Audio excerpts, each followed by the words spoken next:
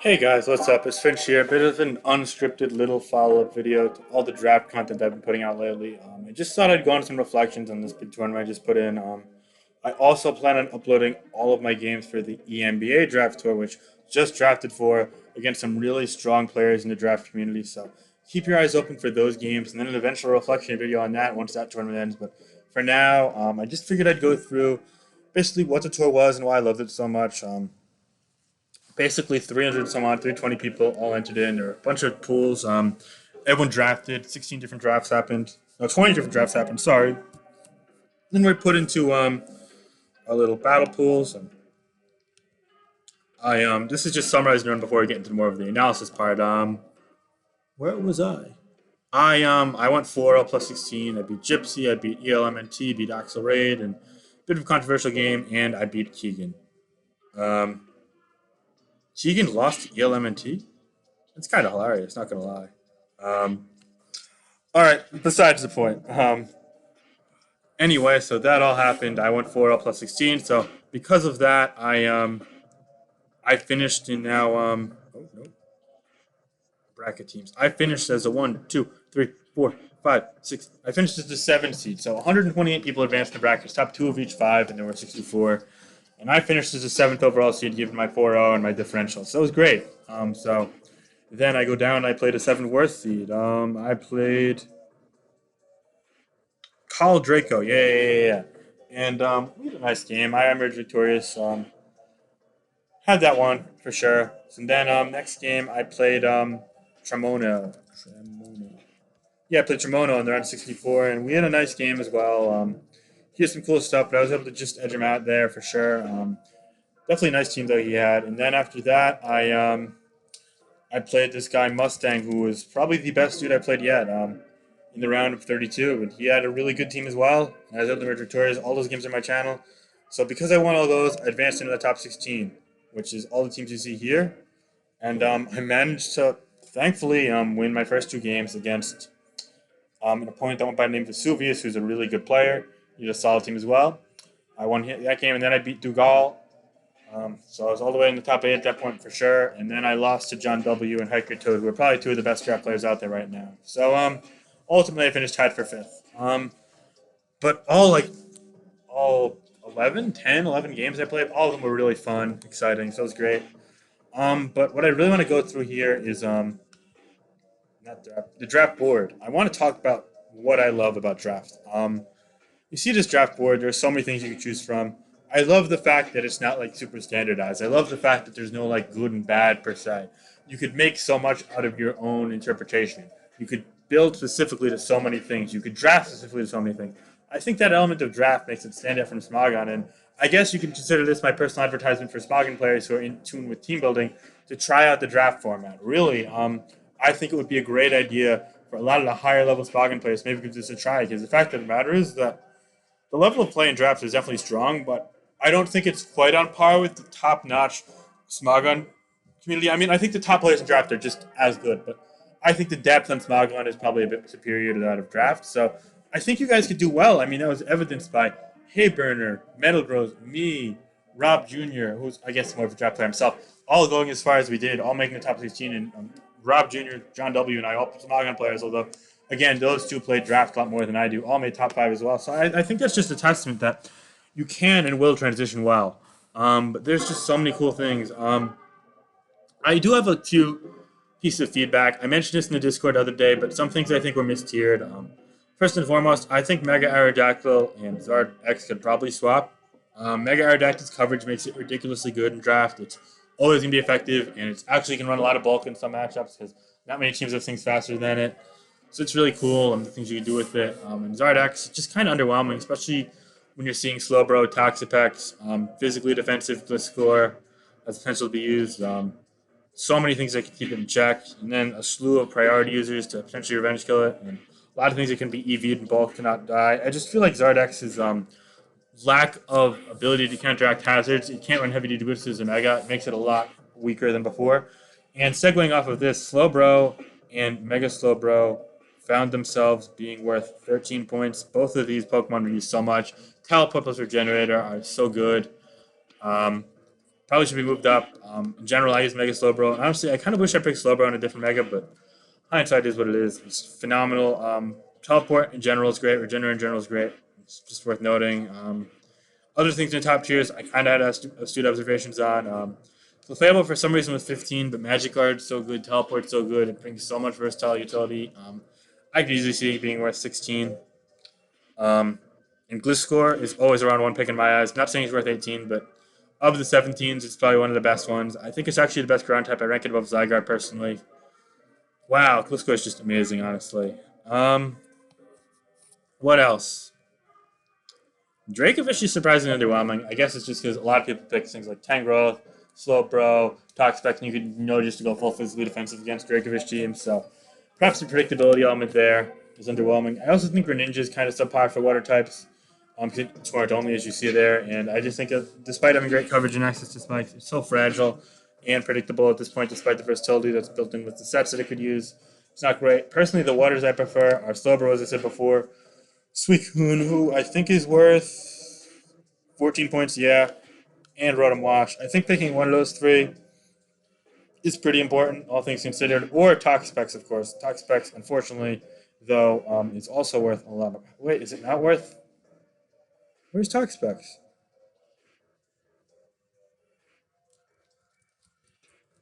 Yeah, it's worth 15. I was gonna say it's worth 15 or 16. For some reason I missed it. Yeah. Some other astute observations. Oh yeah. While we're on the topic of water types, I think Manaphy's dog shit. Um, it's just always gonna be revenge killed by something on every team. I couldn't say I'd advocate for using it in any circumstances. What else? Steel types. It's always interesting because if you miss out on the first steel types, the Celesteela, Scizor, Aegislash, Melmetal, and I don't count Megamall as steel types. You need a second steel type if you draft it. If you miss out on all those, personally, I don't love Jirachi, but that as well. Then I think that there are a lot of good budget steel types. For example, let's go here. Metagross for 13 is a steal in my eyes. Skarmory, underrated. I'm surprised didn't see as much usage in the better players. Klefki's dog shit, though. Mega Aggron's really good for 11 points if you don't get a Mega early. Um, hmm. Going a bit deeper. Empoleon definitely is a niche. I even think Escavalier and Registeel are decent as well. I wouldn't pick Durant, but Escavalier and Registeel are great. One Pokemon that's super underrated, Cofagrigus. Rob Jr. used it so well throughout the tournament, and I have an EMBA now. EMBA, not the NBA. No. I'm not in the National Basketball Association with Cofagrigus. Sorry, guys, to disappoint. Cofagrigus is really good, though. Body Press Saps, Toxic Spikes, Combine Attack. So many people don't bring Ghost Resist, which is something else I'm going to use to segue. Dragapult is one of the top 5 Pokemon, without a doubt, and Aegislash is probably top 10, 12. Because no one really drafts great Ghost Resist. I noticed Incineroar for 9 points is kind of underrated because it's such a good Ghost Resist, and it tends to go in the first 5 or 6 rounds because of that always. But some other good Ghost Resist, Umbreon, where is it? Yeah, for 10 points. I personally think it and Incineroar should both be 10. Other things worth noting, Silvally is always good as a Ghost Resist. You could run Dark or Normal. Normal could actually run really offensive sets, which is cool. Mega Kangaskhan is a Ghost immunity, but kind of sucks in my opinion. Just completely honest, I don't love Mega Kangaskhan because the size is off this band. Hydreigon is also like a filler Ghost Resist. You could run like Chapel Bay for Aegislash as well, which is cool, but you're not checking Dragapult. So the Hydreigon versus Dragapult games, John W. versus Rob Jr. is a good example. Always going to be favored towards Dragapult user because they arguably didn't run other Ghost Resists. Yeah, what else? I think a lot of things in 14 are kind of shitty, to be quite honest. I think this is where we see the first big drop off. Lycephalon's not a good ghost because you can't get it in as much, and I just think it's really hit or miss. And also things like Toxapex can regen out and scatter a lot. Dragonite, it's got a lot of versatility, but you kind of have to run heavy duty boots. I just don't love it. Z moves make it a lot better. Mega Garchomp, I just think is a much worse Garchomp. And I think in EMBA it was actually worth 12 points. I think it should honestly be 13. Gyarados is okay, but I don't love Stealth Rock Week in the first switch in. You can't run heavy duty boots, yeah. Tran is a kind of weird fringe steel because it doesn't check a lot of things that steel types want to check, but it offers a lot of utility offensively and defensively otherwise. And in particular against fairy types that lack ground coverage is great. But annoying things like Coco's close combat can do a kill it, which sucks. Um, so yeah, Hoopa U.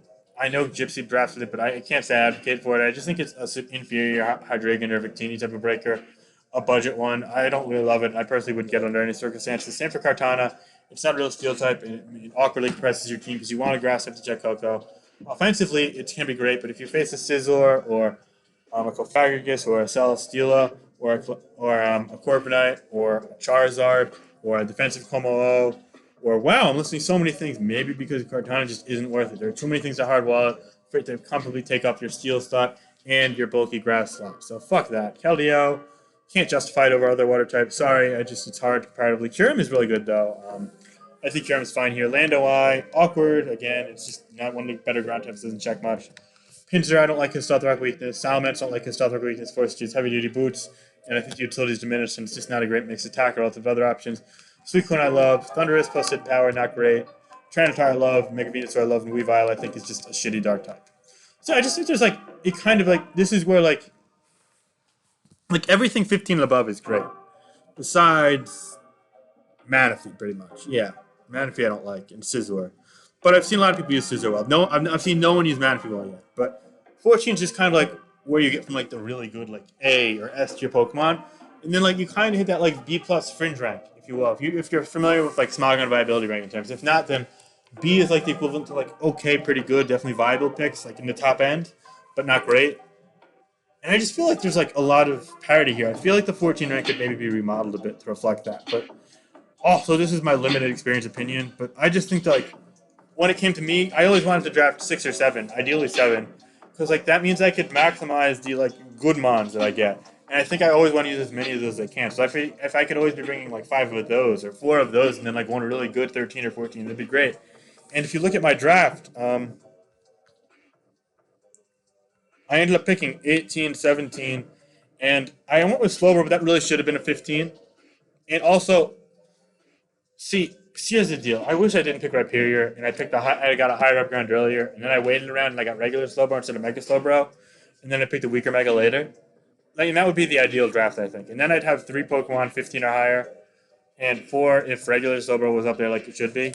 So yeah, but Sylveon and Florges are great budget fairy types, and particularly Sylveon's much better in my eyes, but can't get one, getting the other is still good. And if not, then Clefairy. Having a fairy on every team, so that's great. I mean, look, Mimikyu here, Cordilli, Wigglytuff here, etc. Mawile here. Yeah, pretty much. Let's look at the top scene. How many people had fairy types? Oh, for one. Klefki, I guess that's okay.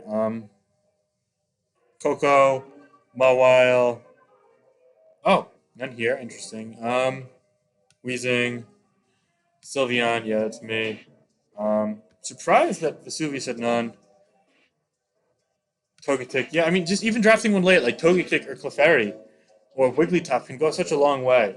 We saw a number of people do that. Weezing here, Sylveon here, Altaria here. Altaria's a fine Megan pick at that point, even if it doesn't get returned to frustration. Grimmsnarl, I'm not as familiar with, but I guess enabled screens. Tapu Finney's a great pick. Mega Diancie. And yeah, Hayburn didn't have. Oh, he had Mega Altaria. Never mind. Yeah, Fairy types are just great. And I feel like the versatility, the depth of the Fairy draft is actually really cool because it kind of can use it to fit your team. But yeah,